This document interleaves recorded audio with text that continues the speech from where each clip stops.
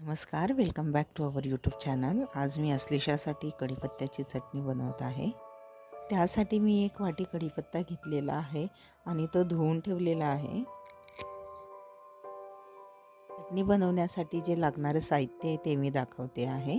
1 वाटी कढीपत्ता घेतला आहे मी, पाव वाटी खोबरं घेतलं आहे, पाव वाटी मुगाची डाळ, शेंगदाणे आणि पाव वाटी उडदाची डाळ घेतली आहे। त्याचबरोबर 2 चमचे जिरे, हळद, चवीनुसार मीठ आणि 4 लसणाच्या पाकळ्या।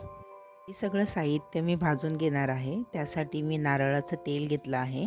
2 चमचे नारळाच्या तेलामध्ये मी उडदाची डाळ आणि मुगाची डाळ खरपूस खमंग वास सुटेपर्यंत छान अशी भाजून घेणार आहे। लो फ्लेमवरती मी हे सगळं भाजून घेते आहे, जेणेकरून ह्या डाळी कच्च्या नाही राहिल्या पाहिजे। शेंगदाणेही मी आणि खोबऱ्यामध्ये तेल न टाकता मी ते भाजलेलं आहे आणि शेंगदाण्यामध्ये थोडं अजून 1 चमचा तेल टाकून मी शेंगदाणेही भाजून घेणार आहे।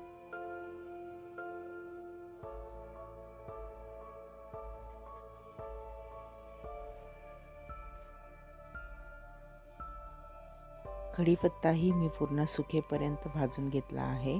कढीपत्त्यामध्ये पाणी राहिलं नाही पाहिजे, नाहीतर मग चटणी अशी ओलसर बनते। सगळं साहित्य माझं भाजून झालेलं आहे। आता मी हे सगळं वाटून घेणार आहे। कढीपत्ता मुलं असं जेवणात खात नाहीत, तर मग मी ठरवलं अश्लेषाला अशी चटणी बनवून डाळ भात असेल तर त्याबरोबर अशी देता येईल, कारण कढीपत्ता खूप गुणकारी असतो।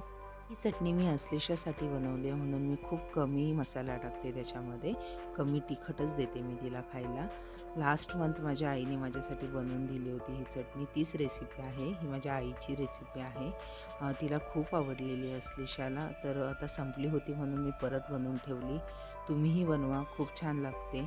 आणि व्हिडिओ जर आवडला असेल तर नक्की लाईक करा, आमच्या चॅनलला सबस्क्राईब करा। भेटूया नेक्स्ट व्हिडिओमध्ये। धन्यवाद।